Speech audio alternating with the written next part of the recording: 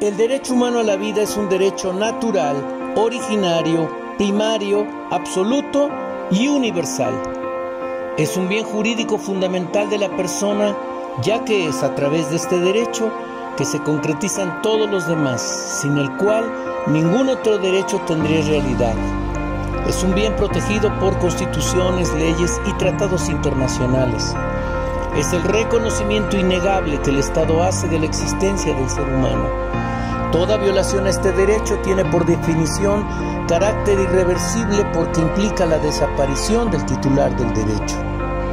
Por ello, el derecho humano a la vida se traduce en la imposición de ciertos deberes al Estado, entendido este en su sentido amplio como el conjunto de los poderes públicos y que tienen el deber de no lesionar por sí mismo o por la participación de terceros la vida humana. Por el contrario, tiene el deber de protegerla efectivamente. El derecho humano a la vida se aplica en los tratados internacionales a la persona nacida o por nacer, pues la vida comienza desde la concepción, como lo estipula la Convención Americana sobre Derechos Humanos, que en México conocemos como el Pacto de San José, y que México suscribió desde 1981. En este acuerdo se establece en el artículo 4, numeral 1, toda persona tiene derecho a que se respete su vida. Este derecho estará protegido por la ley en general a partir del momento de la concepción. Este derecho a la vida del no nacido se ejerce sin discriminación alguna por motivos de raza, sexo, color, condición económica o social o cualquier otra condición, enfermos o sanos, con buena apariencia o malformaciones físicas, por edad o etapa de desarrollo. Estas son causales muy importantes y necesarias de especificar. No se puede discriminar la vida de un no nacido por ser judío o indígena, es decir, por motivos de raza. No se puede discriminar la vida de un no nacido por ser niño o niña, es decir, por su sexo. No se puede discriminar la vida de un no nacido por ser blanco o moreno, es decir, por el color de su piel. No se puede discriminar la vida de un no nacido por ser de familia aristócrata o campesino, o por ser rico o pobre, es decir, por su condición social o económica. No se puede discriminar la vida de un no nacido por tener un síndrome, por estar enfermo. No se puede discriminar la vida de un no nacido por no tener brazos, es decir, por su apariencia o malformaciones. No se puede discriminar la vida de un no nacido por no tener determinado número de semanas, es decir, por edad o etapa de desarrollo. La protección del derecho humano a la vida jamás podría, objetivamente, afectar los derechos legítimos de nadie. Es decir, independientemente de lo que alguien piense o sienta o prefiera, la vida de nadie podría ser de ninguna manera cuestionada y menos aún suprimida. La objetividad es el campo del derecho, definida como de validez universal, esto es para todos los seres humanos, con independencia de su religión, cultura, época o lugar. Y por eso ha sido muy polémico confrontar esta realidad con la demanda de que la mujer tiene el derecho a decidir sobre su propio cuerpo, que es también una realidad igualmente objetiva. Nadie puede negar este derecho que abarca, por supuesto, su vida sexual. El derecho de la mujer a decidir sobre su propio cuerpo es inviolable e irrenunciable. Sin embargo, la encendida polémica que se suscita sobre el derecho a la vida y el derecho de la mujer a decidir sobre su cuerpo resulta incompleta en el caso de un embarazo. El doctor en filosofía, Fischel Slagen, comentó en agosto de 2018 en los debates por el tema del aborto en Argentina que, al sostener entre otras consideraciones el derecho a decidir sobre el propio cuerpo, manipula y oculta intencionalmente la realidad por no tratarse de una cuestión corpórea del sujeto para consigo mismo, sino primordialmente de dos vidas humanas distintas, donde natural y transitoriamente una se encuentra dentro de la otra. Para tratar de analizar sin prejuicios o ideologías sobre este tema, El genetista Peter Daszak, fundador de The Science Factory, en su libro En el vientre materno nos explica: cuando el núcleo del espermatozoide y el núcleo del óvulo se fusionan en uno, se completa el proceso llamado fecundación. Esto es, dos conjuntos de material genético, uno de la madre y otro del padre, se combinan para formar un nuevo mensaje genético.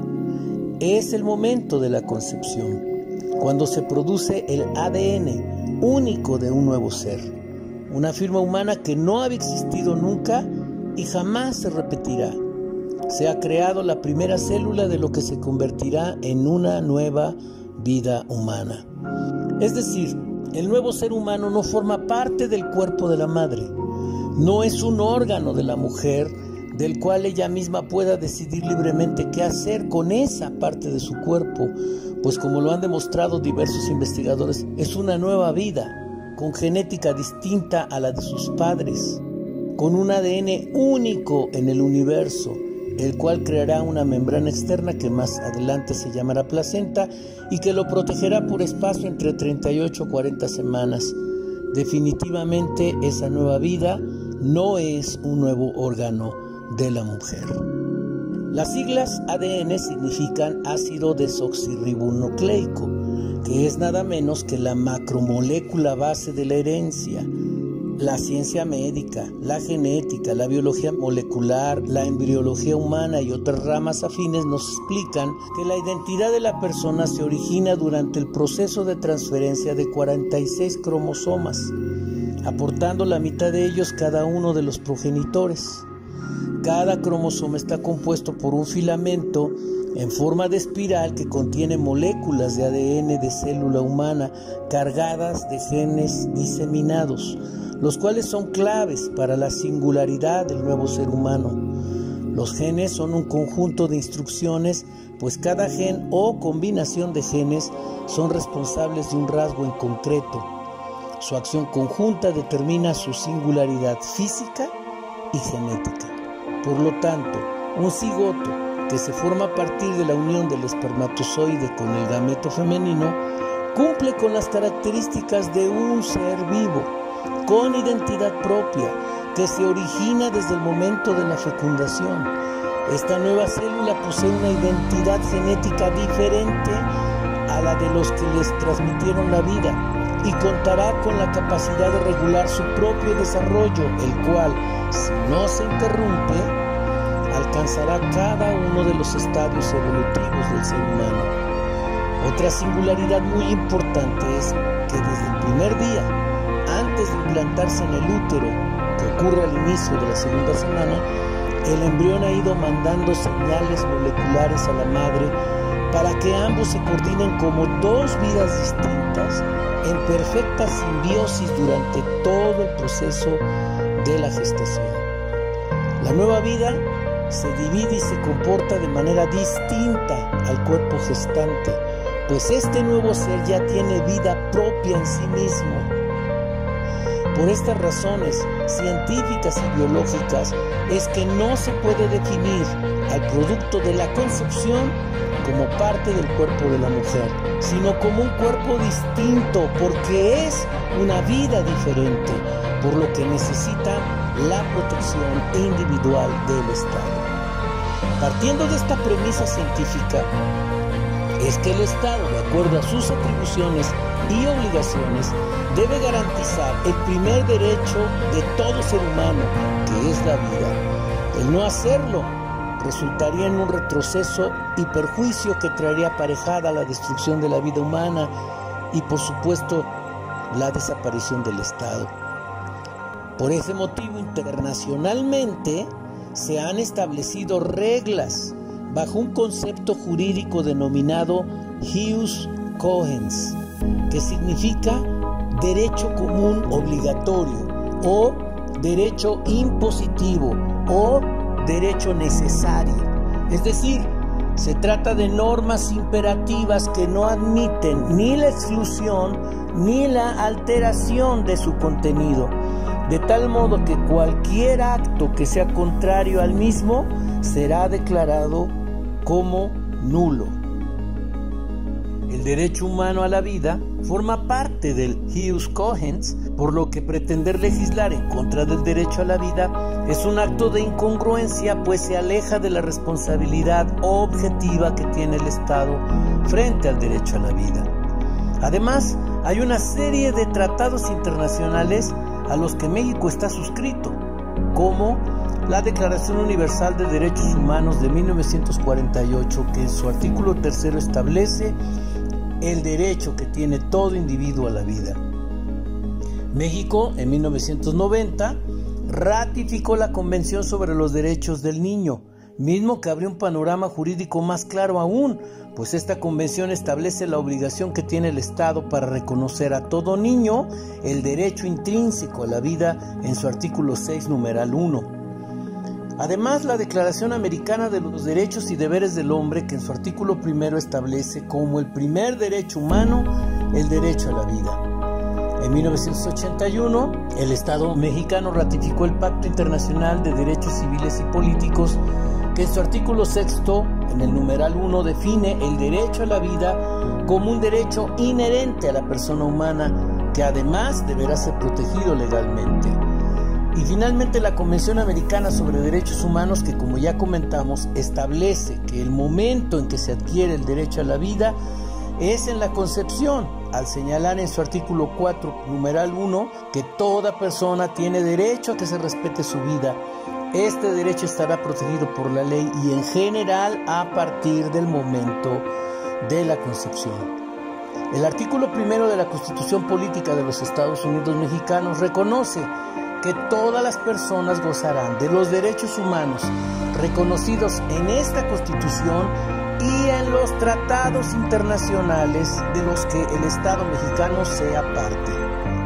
Desde ese punto de vista, en materia de derechos humanos, es inexcusable que el derecho a la vida no se encuentre literalmente reconocido por la Constitución, siendo que este derecho no puede restringirse ni suspenderse de ninguna manera. Por todas estas normas jurídicas, resulta incongruente que estemos enfrentando en todo el país la propuesta de establecer la legalización del aborto o su despenalización como una bandera política que pretende establecer como derecho humano quitarle la vida a otro ser humano. El planteamiento de estas iniciativas legislativas, dicen, es para proteger a la mujer y darle derecho a decidir sobre su propio cuerpo, aunque ya hemos visto que en realidad no es su propio cuerpo sobre quien toma decisiones, sino sobre el cuerpo de una persona distinta.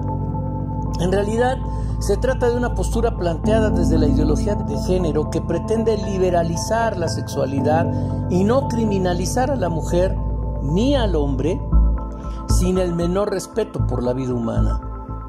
¿Por qué la decisión de un aborto es solo una decisión de la mujer? Porque para embarazarse hubo una relación, consensuada o no, con un hombre. Y en ese sentido, ¿por qué la Suprema Corte de Justicia de la Nación excluye del protocolo de aborto por violación el levantamiento de una denuncia ante autoridad ninguna? Con una laxitud de ese tipo, ¿no se protege más bien al agresor que a la víctima? Además, ¿cómo es que, a pesar de contar con la mayor información y acceso a métodos anticonceptivos como nunca en la historia, el número de embarazos no deseados se ha incrementado de manera exponencial? Coincidimos con el diagnóstico de que los embarazos no deseados, particularmente entre adolescentes, es un tema más bien de salud pública y de educación. Pero no vemos en las políticas públicas del Estado ningún tipo de asesoramiento que mitigue el porcentaje de esos embarazos, sino que la forma en que se abordan más bien pareciera que los promueven. Criterios como el libre desarrollo de la personalidad y los llamados derechos sexuales y reproductivos lo que propician es la liberalización sexual sin responsabilidad en niños, niñas y adolescentes. Peor aún, al decirles que la interrupción de un embarazo no es un crimen si se efectúa hasta la semana 12, aunque algunas legislaturas pretenden escalarla hasta la semana 24, lo que en realidad está ocurriendo es desnaturalizar la vida humana, porque se les dice que no se trata de una persona, sino de un puñado de células, de un producto que es desechable y que además constituye un derecho que le es negado a la mujer, excusando siempre al hombre de la decisión. Es ahí, desde nuestro punto de vista, donde realmente se criminaliza a la mujer, y son los promotores de la ideología de género quienes promueven esta conducta. ¿Por qué no se responsabiliza a quien embaraza, sino solo a la embarazada? Despenalizar el aborto es otro sofisma. En realidad se trata del permiso jurídico y público, es decir, con la venia del Estado, para arrebatar la vida a alguien que no puede defenderse ni objetar, sino que está indefenso, pero que transita con vitalidad dentro del vientre materno para su formación y desarrollo. No solo no será delito, sino que además se ofrece de manera gratuita, en realidad con costo para todos los ciudadanos, estemos o no de acuerdo con ese proceder. El Estado no puede ser omiso, no debe ser omiso. Su primera responsabilidad, y está obligado por los tratados internacionales, es garantizar el derecho a la vida. Cualquier acción contraria atenta contra el Estado mismo. La criminalización de la mujer es otra deuda del Estado con la sociedad.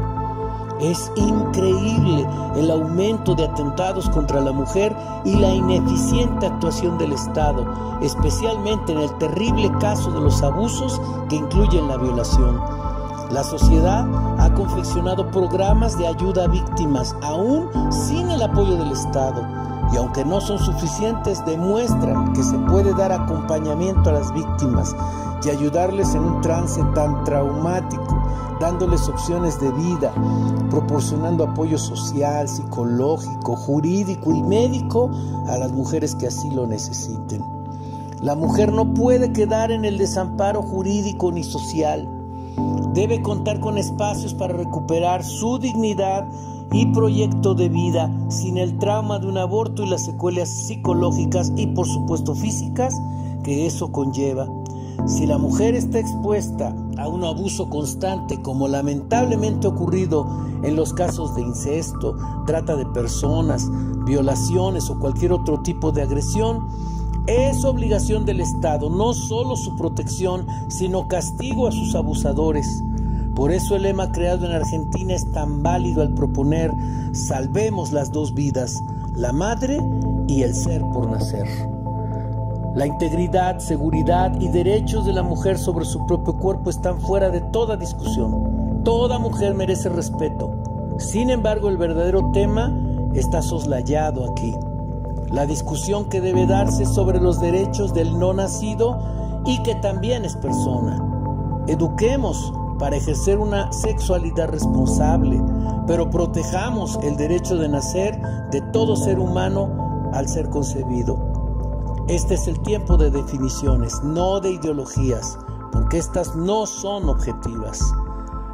En un diálogo sereno convocamos a la sociedad, a los legisladores, a los jueces y magistrados, a los encargados de la administración pública y las secretarías de Estado y al propio presidente Andrés Manuel López Obrador para abordar el tema más crucial para el país: el Estado de Derecho que protege objetivamente a la mujer y también objetivamente al no nacido.